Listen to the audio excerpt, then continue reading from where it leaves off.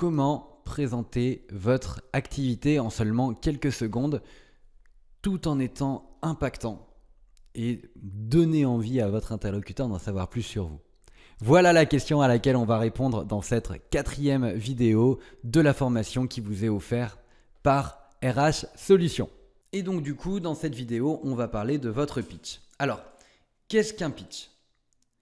Un pitch, c'est un court discours de vente destiné à donner envie à votre interlocuteur d'en savoir plus sur vous.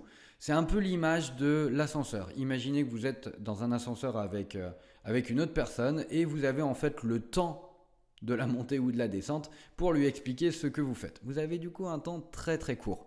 Et l'idée, c'est que une fois que l'ascenseur est arrivé à destination, eh bien, il a envie de continuer la marche à vos côtés. Alors, souvent, quand on parle du pitch ou de comment se présenter, on fait face à un biais cognitif inhérent à notre façon de penser. Et je vais vous inviter à faire le test suivant. Vous allez demander à 10 personnes de votre entourage d'essayer de reconnaître une mélodie que vous allez imiter en tapant du poing sur la table. Donc là, par exemple, essayez d'imiter Joyeux anniversaire en tapant juste du poing sur la table, sans murmurer, sans rien faire. Par exemple. Et demandez-vous, combien de personnes vont reconnaître cette chanson ? Est-ce que sur 10 personnes, il y en a 4 ? Est-ce qu'il y en a 8 ? Est-ce qu'il y en a 2 ? Est-ce qu'il va y en avoir 10 ?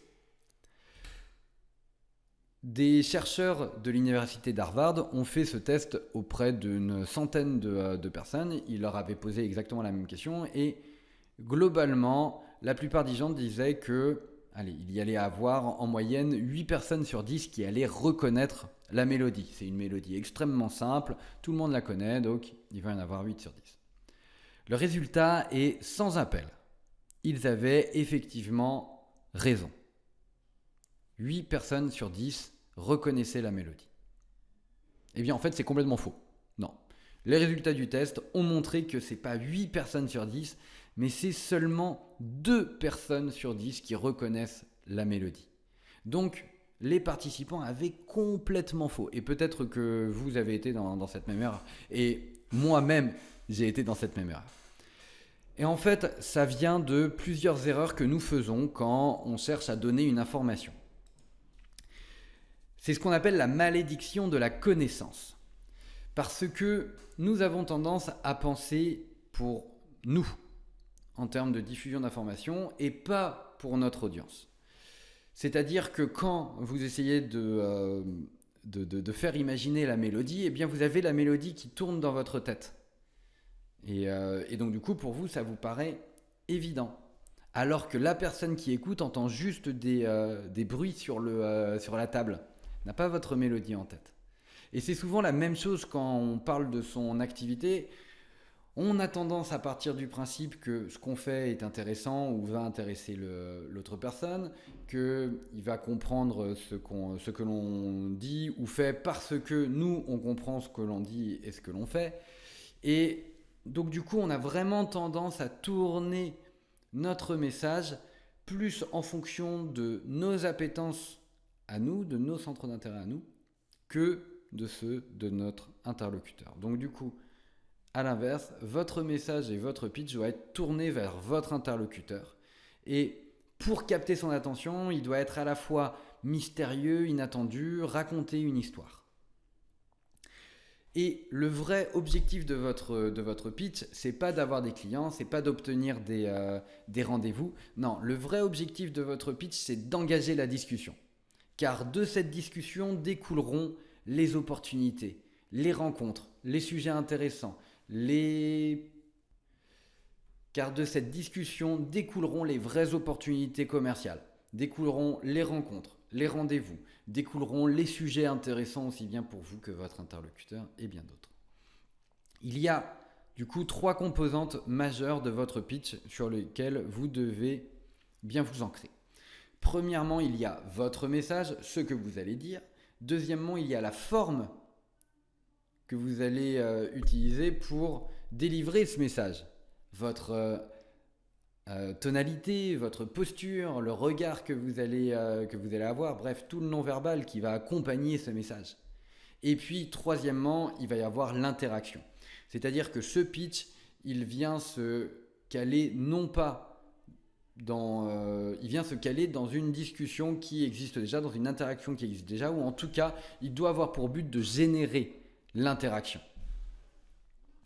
Donc, la structure idéale de votre discours, de votre message, on va se focaliser là-dessus dans cette courte vidéo, doit suivre 3 grandes parties. 1. Quelle est votre mission ? 2. Pourquoi vous vous êtes donné cette mission-là ? Et 3. Comment vous vous mettez en marche sur cette mission. Votre mission, c'est une phrase. Une phrase quand on vous demande « Ah oui, et vous, quelle est votre activité ?» Vous avez une phrase très courte qui explique de manière vraiment très concrète ce que vous faites. La phrase basique, c'est « J'aide telle personne ou telle structure à faire telle chose ou à résoudre tel type de problème ou à atteindre tel type d'ambition grâce à mes prestations, grâce à mes compétences, grâce à truc. » Recentrez-vous sur votre raison d'être, ce qui vous rend vraiment unique et ce qui fait que votre entreprise existe. Et vous pouvez après commencer à creuser cette phrase en la rendant intrigante ou inattendue. Moi par exemple, je dis, alors moi ce que je fais dans la vie, c'est que je rends la prospection simple, efficace et plaisante pour les indépendants. Tout simplement, en une phrase. Donc forcément c'est intriguant, forcément c'est inattendu parce qu'on a tendance à entendre les gens dire quel est son métier, bref.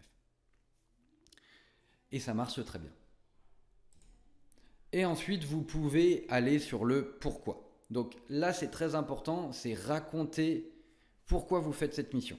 Et dans cette partie-là, vous allez mettre votre client au centre de l'histoire.